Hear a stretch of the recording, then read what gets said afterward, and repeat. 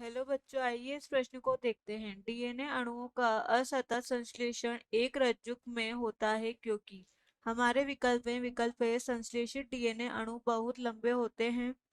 विकल्प बी है डीएनए आधारित डीएनए पॉलीमरेज केवल एक ही दिशा में 5 सिरे से 3 सिरे पर ही बहुलीकरण को उत्प्रेरित करता है। विकल्प सी है यह एक बहुत प्रभावशाली प्रक्रिया है। विकल्प डी है डीएनए लाइगेज की एक भूमिका होनी चाहिए। आइए इस प्रश्न की मुख्य अवधारणा देखते हैं। इस प्रश्न में हमसे पूछा गया डीएनए अणुओं का जो असतत संश्लेषण होता है, असतत संश्लेषण एक रज्जु में होता है क्यों। एक रज्जु में ही डीएनए का संश्लेषण क्यों होता है। आइए इस प्रश्न का हम हल देखते हैं।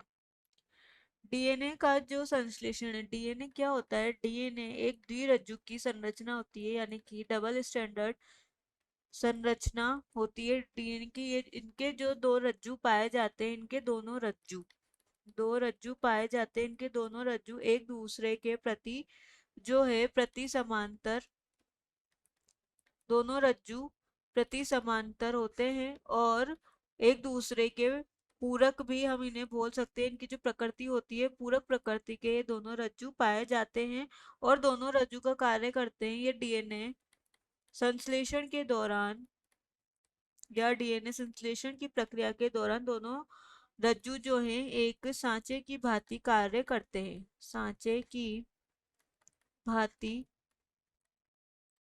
कार्य करते हैं। इसमें क्या होता है, इसमें केवल एक रज्जु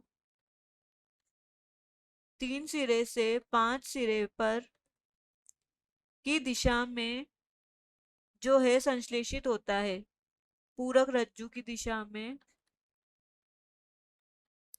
संश्लेषित होता है। और जो अन्य रज्जु है, बाकी के अन्य रज्जु वो होते हैं 5 सिरे से 3 सिरे की दिशा में जो है छोटे छोटे खंडों में अपनी जो है छोटे छोटे खंडों में और विपरीत दिशा में यह अपनी प्रतिकृति के साथ ही संश्लेषित होते हैं। और इन छोटे छोटे खंडों को ही बोलते हैं ओकाजाकी खंड। जो छोटे छोटे खंड बनते हैं वह ओकाजाकी खंड का निर्माण करते हैं। इसे हम एक चित्र की सहायता से समझते हैं। यह एक हमारा डीएनए की संरचना होती है।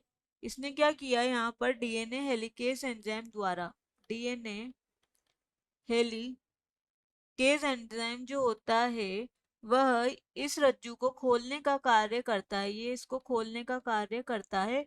उसके फलस्वरूप क्या होता है, जब ये डीएनए खुल जाता है उसके परिणाम स्वरूप डीएनए के कई खंड बनते हैं जैसे, और इसका निर्माण होता है 3 डैश से 5 डैश की ओर। ये 3 हो गया, ये 5 हो गया और ये 3 हो गया और ये 5 डैश हो गया।